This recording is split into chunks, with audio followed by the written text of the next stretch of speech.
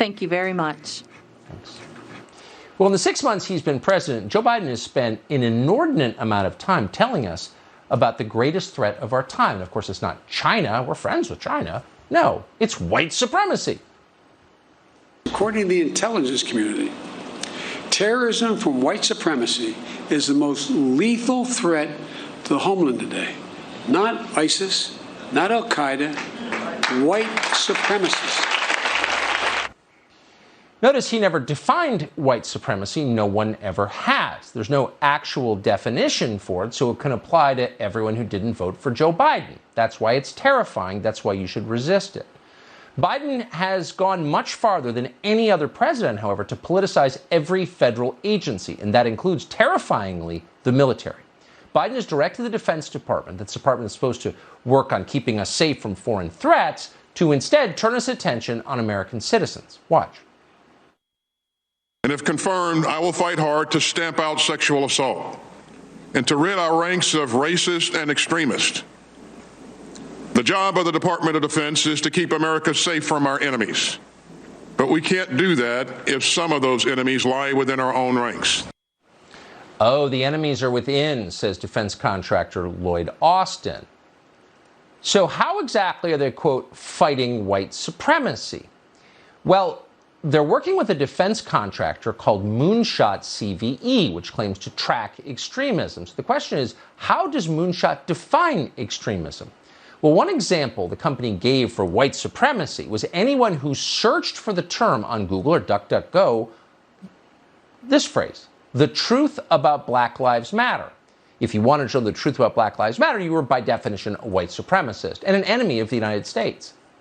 Vince Coglianese is the host of WMAL's The Vince Coglianese Show in Washington, D.C., which dominates his time slot. We're happy to have him with us tonight. Vince, thanks so much for coming on. So how can a search term, how can a question be a sign of extremism?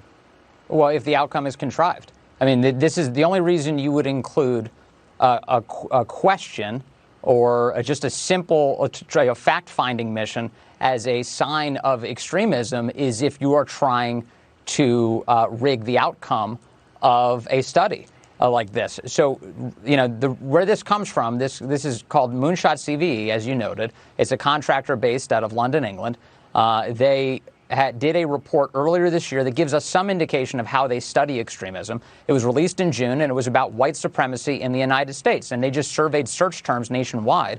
And one of the search terms that they included as an indicator of white supremacy is what you said, the truth about Black Lives Matter. Now, any number of people of all skin colors and concerns and political backgrounds could be searching for something like that. Perhaps you're Marcellus Wiley, a sports commentator on Fox Sports 1, who is looking for information on how Black Lives Matter sought to disrupt the Western prescribed nuclear family that was once on the Black Lives Matter website. Maybe you're a Black Lives Matter chapter trying to figure out where $90 million that was raised by the national organization was spent and wasted. Maybe you're the type of person who's just looking up the ideological leanings of its founders. One of them declaring, Patrisse Cullors, that she's a trained Marxist. Additionally, the Marxist leanings of the organization came out again this past week as it expressed support not for the people that are seeking freedom, but the communist regime in Cuba. So there are plenty of reasons to ask that question. But if you do, you may get swept up in an extremism database. I got to ask, has there ever been a greater tragedy, a greater act of civic vandalism than politicizing the military in the way that the Biden administration has in the last 6 months? Have you ever seen anything like this before? It's completely out of control. Asking questions, now extremism. Free inquiry, now extremism. It's getting worse. Someone defend us from this. We have members of Congress who are supposed to. I wish they would. Vince Coglianese, I appreciate your insight and the information you brought. Thank you. Thanks, Tucker. So we've got an update for you tonight on the pilgrimage of Texas Democrats to Washington.